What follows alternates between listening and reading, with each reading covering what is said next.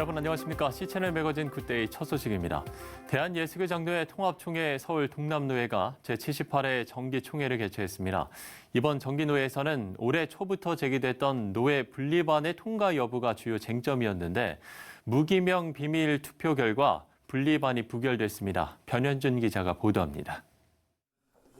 명성교회 위임 목사 청빙 관련 이슈를 두고 오랜 내용을 겪어온 예장통합 서울 동남노회. 제104회 총회의 수습안이 대립 양측의 합의 끝에 통과되면서 사태 종결이 예상됐지만 이후에도 크고 작은 내부는 계속됐습니다. 동남노회는 제78회 정기노회에서 대립을 종결하기 위해 노회 분리반을 표결에 붙였습니다. 그러나 노회 분리반마저도 의결 종족수 3분의 2의 찬성을 얻지 못해 부결되면서 서울 동남노회를 둘러싼 대립각이 계속될 전망입니다. 서울 동남노회의 오랜 대립은 제104회 총회의 수습안과 제77회 정기노회전 진행된 추가 합의를 통해 사실상 종결 수순을 밟았습니다. 그러나 이후 추가 합의안 이행이 제대로 이뤄지지 않으면서 관련 논란은 계속됐습니다. 이날 정기노회에서 명성교회 이종순 장로는 김수원 노회장에게 추가 합의안의 이행을 촉구했습니다. 총회 수습 7개안에 대하여 그 내용을 제대로 인지하지 못한 상태에서 명성교회 김삼환 원로 목사와 김하나 목사에 관한 기자들의 질문에 대해서 답변한 것에 유감을 표명한다. 이게 2번 항에 되어 있습니다. 그래서 지난번 가을 노회 때 김서원 목사께서 노회장 취임하면서 취임사에서 그 사과 내지는 유감 표명을 한다고 했는데 그 취임사에 보면은 어디서나 뭐 사과나 유감의 흔적이 전혀 찾을 수가 없습니다. 뭐를 했다는 건지 알 수가 없을 정도예요. 김서원 노회장은 해당 내용에 대해 사과는 있을 수 없다면서 당시 기자회견 내용은 사과할 내용이 아니라고 답했습니다. 사과라고 하는 것은 그거는 있을 수 없습니다. 제가 분명히 말씀드리지만 사과 차원의 문제가 아니고 그리고 그 당시 기자회견 내용도 사과할 내용이 아닙니다. 그 부분에 대해서는 제가 추후에 따로 말씀드리도록 하겠습니다. 그러면 여기 왜 사인을 하셨어요? 한편 동남노회는 최근 제기된 명성교회 미자립교회 지원기금 관련 논란에 대해서도 의견이 갈리고 있습니다. 지원금 집행 당시 노회장이었던 최관선 목사는 모든 과정이 투명하고 공정하게 진행됐다고 못 박았습니다. 이어 노회 결의사항에 대한 조사 결과 별지 보고서를 노회 총대들에게 송부한 것은 추가 합의안 6항을 위반한 것이라고 규탄했습니다. 절차상에 아무 하자가 없이 친명성 반명성 가리지 않고 요구한 교회는 다 지불해서 지불한 데 대해서는 전혀 하자가 없고 절차상에 아무 문제도 없습니다. 뭐가 문제가 있어요. 증빙이 남아있는데. 노회장이 되는 조건으로 이전의 일들은 언급하지 않겠습니다. 약속을 하고 노회장이 돼놓고 그리고 이전 일을 공개해가지고 문제를 삼았으니 합의서 6번을 어긴 것이 되는 거죠. 명성교회 미자립교회 지원 혜택을 받은 교회들은 부당한 지원을 받았다는 의혹에 대해 억울함을 표하고 있습니다. 뇌물이다라는 얘기까지 썼더라고요. 뇌물이라는 얘기를 써서 야 이게 무슨 뇌물이냐 이게 내가 무슨 뇌물을 받았냐는 생각이 들더라고요. 굉장히 억울한 일이다. 그 김수원 목사가 무슨 소명의 기회를 주겠다 그러는데 그 뭐야 뺨 때리고 나서 당신이 왜 맞았는지 소명의 기회를 주겠다라고 하는 것과 똑같은 거 아니냐. 총회 수습안과 추가 합의안을 통해 대립 종결 수순을 밟고 있던 서울 동남노회. 합의안이 이행되지 않는 등 대립각을 좁히지 못하고 있는 가운데 노회의 정상 기능 회복을 요구하는 목소리가 이어지고 있습니다. C채널 뉴스 변현준입니다.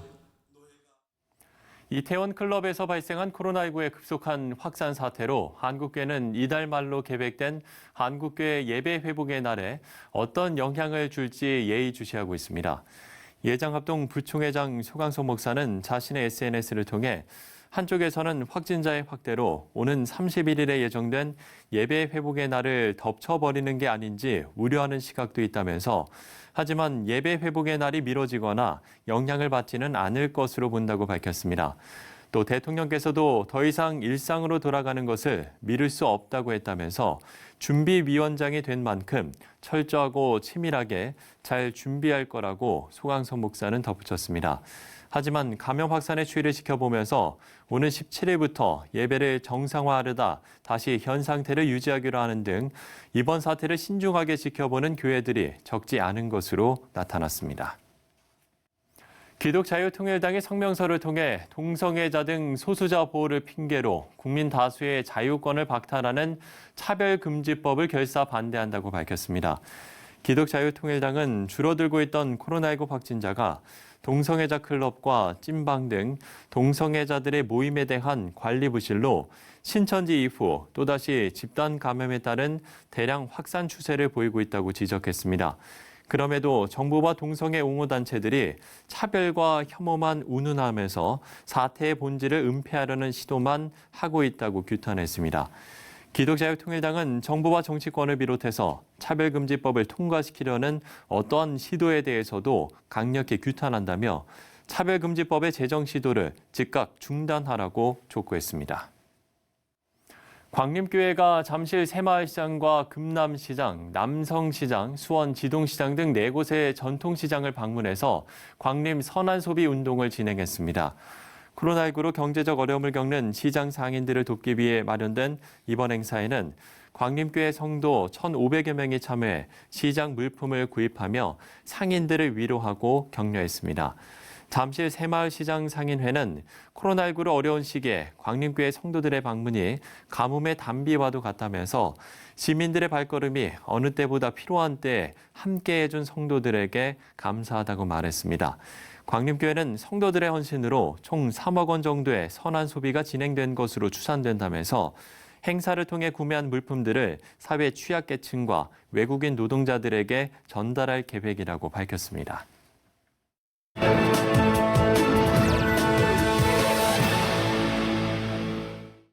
네, 태국이 지난 8일 우리나라를 코로나19 위험 지역에서 제외하자는 방안을 검토했습니다. 이런 내용은 코로나19 사태로 국경이 폐쇄된 이후 처음 거론됐는데 태국 ATC 제자훈련센터 송형관 선교사와 이와 관련된 이야기들 나눠보도록 하겠습니다.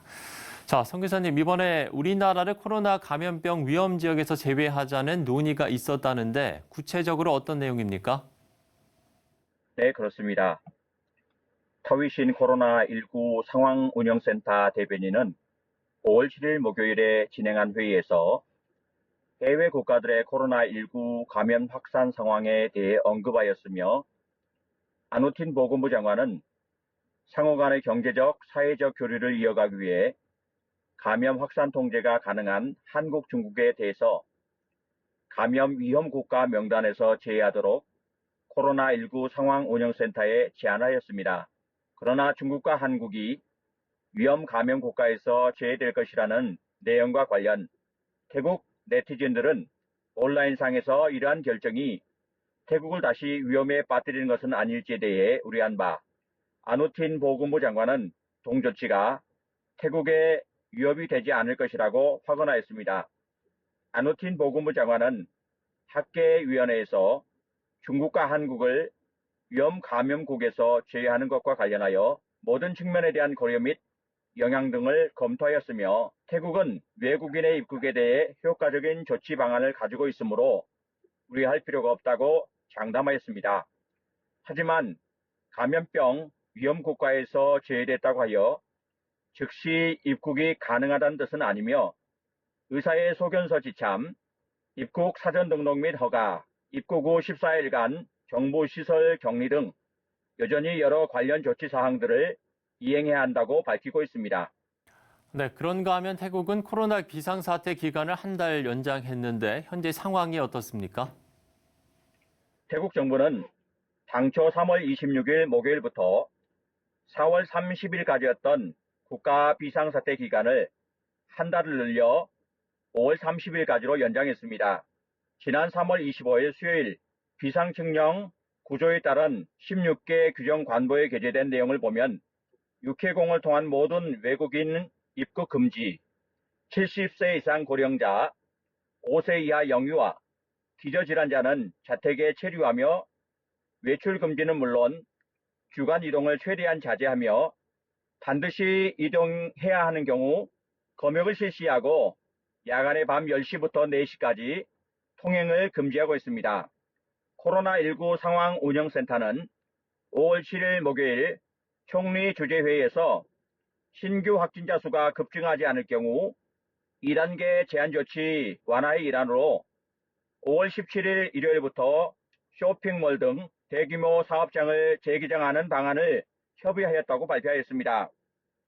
제한 조치의 완화 및 활동 재개는 점진적으로 이루어질 것이며 그렇지 않을 경우 상황이 통제하기 힘든 수준이 될 수 있으므로 정부는 현재의 법 체계와 예산을 활용하여 모든 이들을 살피기 위해 최선을 다할 예정이며 정부 예산을 효율적으로 사용해 나갈 것이니 모든 국민이 자신감을 갖고 정부에 귀 기울여 주기 바란다고 밝혔습니다.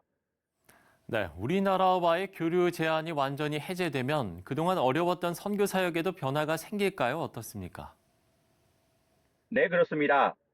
우리 하나님이 친히 일하셔서 새로운 기회를 이끌어 가실 것입니다. 우리 대한민국이 방역 모범 국가로서 우뚝 선 이때에 분명코 한국을 크게 들어서시는 하나님의 원대하신 계획을 의지합니다. 앞으로 태국에서 한국이 위험 감염 국가에서 가장 먼저 제외되고 코로나19가 종식되면서 국가 간의 교류가 확대되면 더 끈끈한 문화와 경제 협력이 일어날 것이며 이를 계기로 우리의 선교 사역이 무한히 극대화될 것으로 믿고 있습니다. 우리 태국 교제 한인 선교사에 소속된 450여 가정의 한인 선교사들과 흩어진 디아스포라들 그리고 6,000개가 넘는 태국 교회들의 예수님을 닮은 섬김의 삶과 복음 전파 사역을 위해서 여러분 함께 기도해 주시기를 부탁드리겠습니다. 감사합니다. 네, 지금은 어디 와도 활발한 교류를 가질 수 없는 현실인데 하루빨리 안정된 새로운 길이 열릴 수 있도록 함께 기도하도록 하겠습니다. 자, 태국 ATC 제자훈련센터 송영관 선교사와 이야기를 나눠봤습니다. 태국은 전형적인 불교 국가입니다. 기독교 신앙을 가진 인구는 전체 국민의 1% 정도로 보고 있는데 이렇게 낮은 복음화율은 태국과 같은 나라에 더욱 적극적인 선교가 요구되는 이유기도 합니다. 이건 미래의 태국을 책임질 다음 세대에게 더욱 필요한 일일 건데요. 다양한 선교의 노력이 이어지고 있는 가운데 아이들의 눈높이로 전해진 복음이 변화를 만들어내고 있습니다. 태국에서 전해온 소식입니다. 9-year-old Kanakwan started wearing an amulet around her neck to protect her from evil spirits. I was afraid, so I asked my dad to get me the necklace. Her fear began after she watched a movie with her older brother. There was a spirit in the movie. I thought she would come and grab me and possess me. For the next 2 years, she never removed the amulet. She was too afraid. Whenever I heard a dog howling, I was scared that an evil spirit was coming to get me. Kanakwan grew up in a Buddhist family in Thailand. One day, with her dad's permission, she went with her brother to a Christian church near her home. There, they watched an episode of CBN's Superbook called The Miracles of Jesus. I learned that Jesus is God. He stopped the storm and he cast out demons. At the end of that episode, Kanakwan prayed to become a Christian. I said, "Thank you, Jesus, that you are with me. Thank you that you are my God." When she got home, Kanakwan removed the amulet and never wore it again. I'm not afraid of evil spirits anymore because I believe in Jesus. And she's learning more about the Bible every week and praying for her parents to know Jesus too.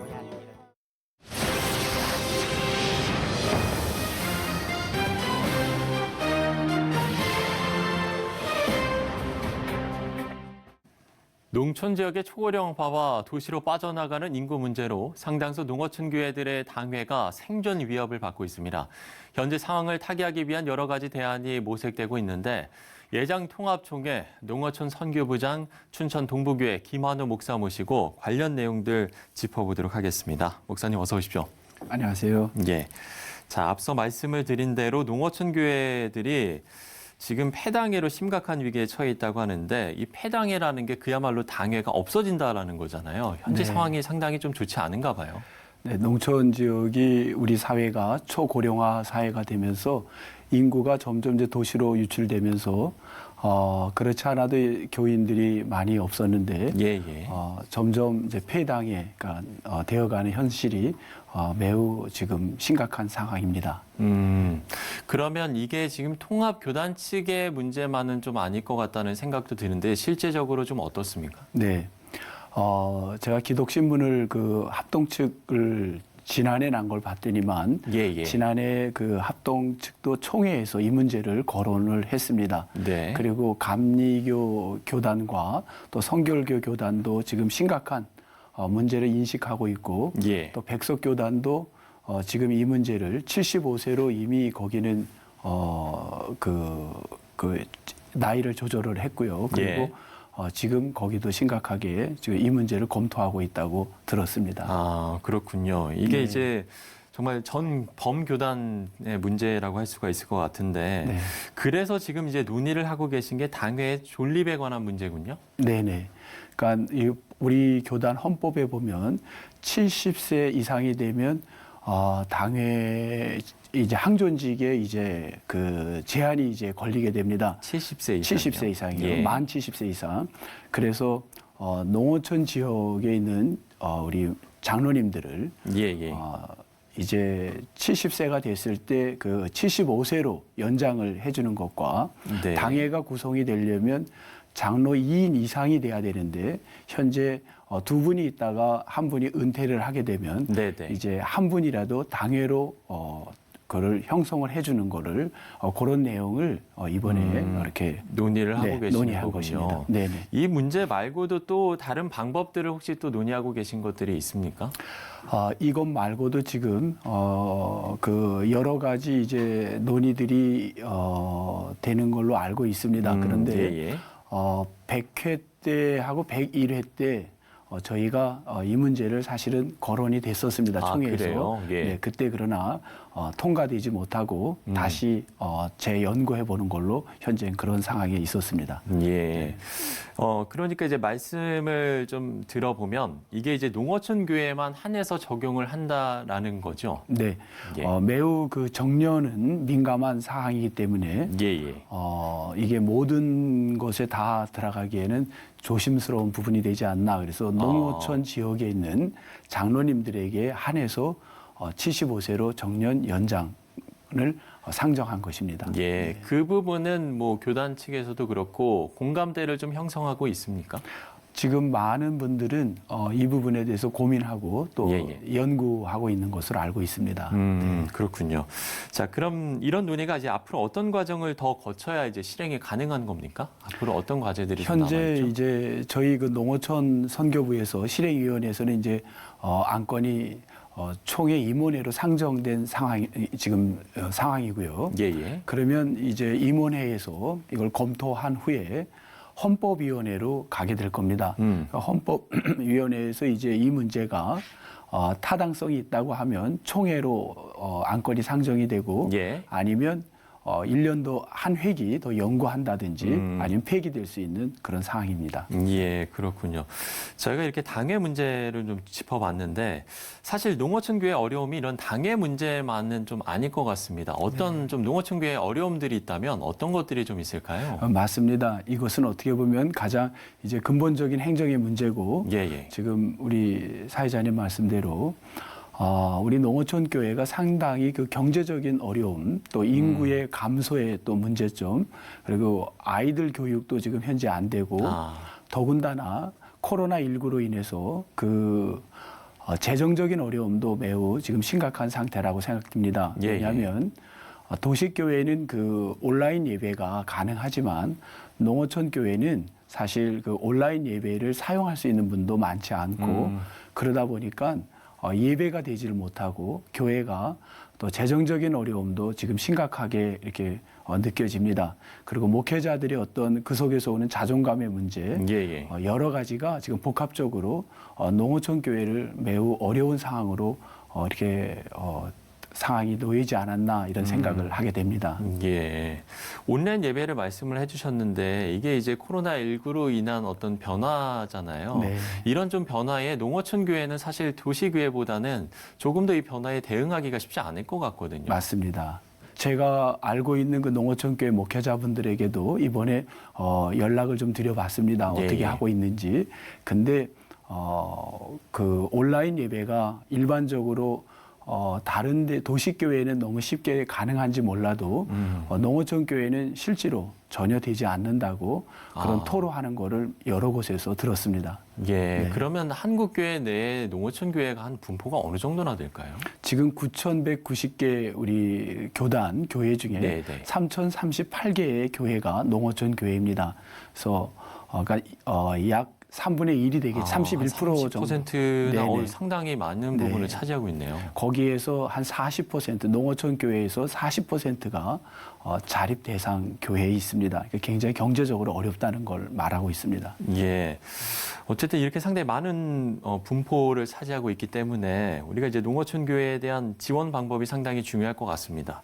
한국 교회가 좀 그런 어떤 지원 방법을 고민을 하고 어떤 부분들을 가장 좀 중점적으로 봐야 될 거라고 보시는지요? 네, 이 부분이 굉장히 중요한 부분이라고 생각이 듭니다. 예. 우선은 우리 농어촌 목사님들이 목회를 정말 소신 있게 할 수 있도록 훌륭한 분들이 참 많이 계십니다. 이분들에게 네네. 농어촌 목회를 전문화를 갖고 할 수 있도록 행정의 이런 일들도 우리가 편안하게 또 할 수 있는 여건을 만들어 드리고 그다음 농촌 교회에 지금 저희 교단은 동반성장이라는 그런 굉장히 중요한 슬로건을 갖고 돕고 있습니다.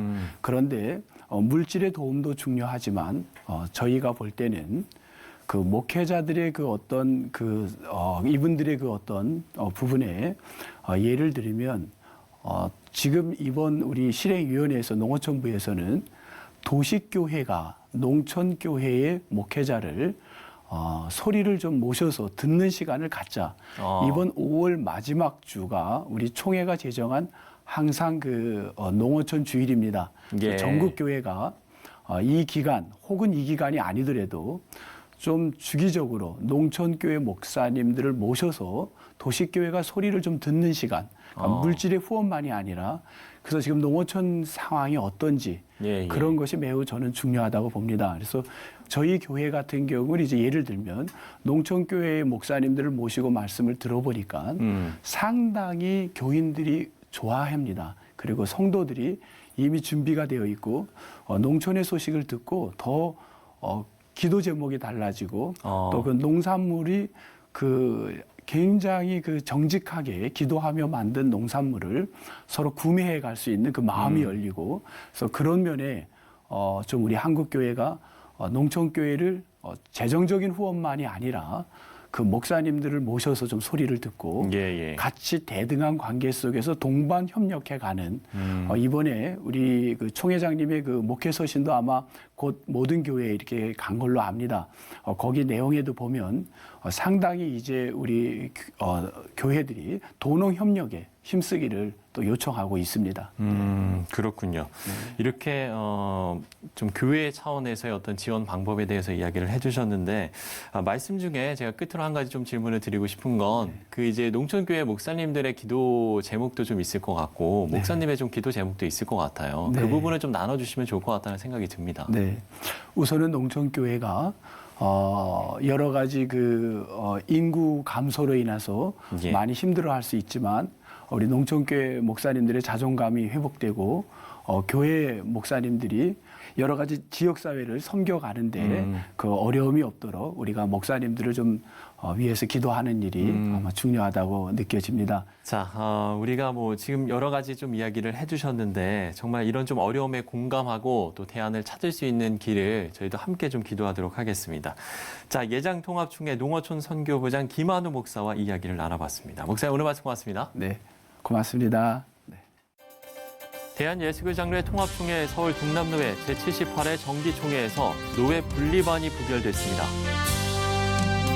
이태원 클럽에서 발생한 코로나19 급속 확산 사태가 이달 말로 계획된 한국교회 예배 회복의 날에 영향을 주게 될지 예의주시하고 있습니다. 기독자유통일당이 성명서를 통해 동성애자 등 소수자 보호를 핑계로 국민 다수의 자유권을 박탈하는 차별금지법을 결사 반대한다고 밝혔습니다. 광림교회가 잠실 새마을시장과 금남시장, 남성시장, 수원 지동시장 등 4곳의 전통시장을 방문해서 광림 선한소비 운동을 진행했습니다.